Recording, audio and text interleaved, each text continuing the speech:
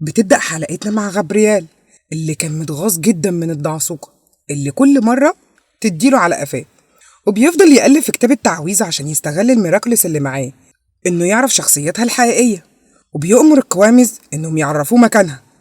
لكن الكوامز بتكون مارينيت دربتهم وهم معاها إن في حالة لو حد سيطر عليهم غيرها ينفذوا خطة حفظتها لهم صم، وهي إنه يمشي ورا ريحة الكرواسون ويسأل على الهدية. وفعلا لما بيسألهم غابرييل على طريق بيت الدعسوقة قالوا له امشي ورا ريحة الكرواسون واسأل على الهدية.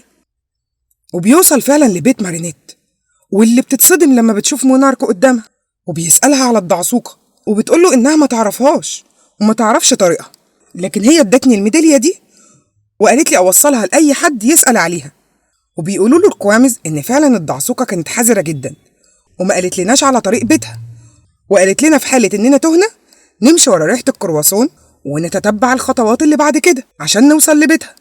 فبيقرر مونارك إن يمشي ورا الخطوات عشان يوصل لبيت الدعسوقة ويكشف هويتها، وبياخد الميدالية فعلا من مارينيت وبيكسرها، وبيلاقي ورقة مكتوب عليها رقم 42، وبيعرف من الكوامز إن ده مفتاح خزنة في مركز التزحلق. وبتدخل إليا عليهم وبتتصدم لما بتشوف مونارك قدامها وبيسألها على مكان الدعسوقة، وبتقول له هو أنا معرفش هي فين، بس العالم دلوقتي كله هيعرف أنت فين. وبتفتح موبايلها عشان تعمل بث مباشر، لكن مونارك بيتعصب جدا وبياخد موبايلها وبيكسره وبيمشي عشان يروح مركز التزحلق، اللي بتكون الدعسوقة برضه مكملة بقية الخطة، وقالت لفيليب مدير مركز التزحلق إنه يصور كل الناس اللي بيجوا عنده عشان يزيد عدد المتابعين، عقبالنا كده يا رب. واتصورت معاه وحطت صورة في الخزنة بتاعتها، صورة لتمثالها هي والقط الأسود اللي موجود في المتحف عشان مونارك يلاقيها ويكمل الخطة اللي هي حطتها له. وقالت للقط الأسود إنه يتابع صفحة فيليب للتزحلق ويقابلها لما يشوف صورة مونارك، بس يقابلها في المتحف.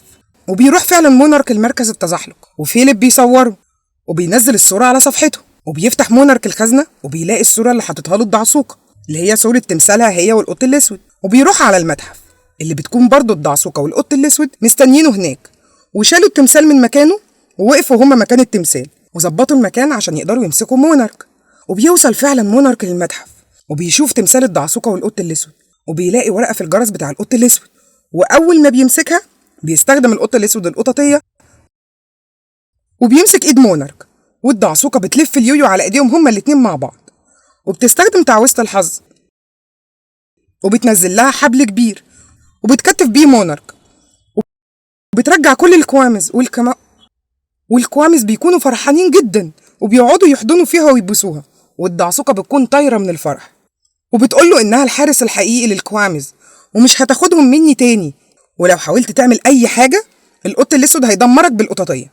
وبتقرب من مونارك عشان تاخد منه الميراكلس، لكن مونارك بيشد القط الأسود بسرعة وبيخليه يلمس إيديه، وبيفتح بوابة وبيهرب بالحبل اللي نزل من تعويذة الحظ ومعاه الكوامز. وبتنهار الدعسوقة وبتزعل جدا إن خطتها فشلت، وكمان خد معاه الحبل اللي نزل من تعويذة الحظ، يعني مش هتقدر تصلح أي حاجة ولا ترجع أي حاجة لطبيعتها. والقط الأسود بيكون متضايق جدا إنه أذى إنسان حتى لو كان تحت قناع وحتى لو الإنسان ده كان مونارك. وبتروح مارينيت هي وإدريان وبتحكي لإليا على اللي حصل معاها وبتواسيها إليا جدا وبتحضنها وبتطمنها إن كل حاجة هتتصلح.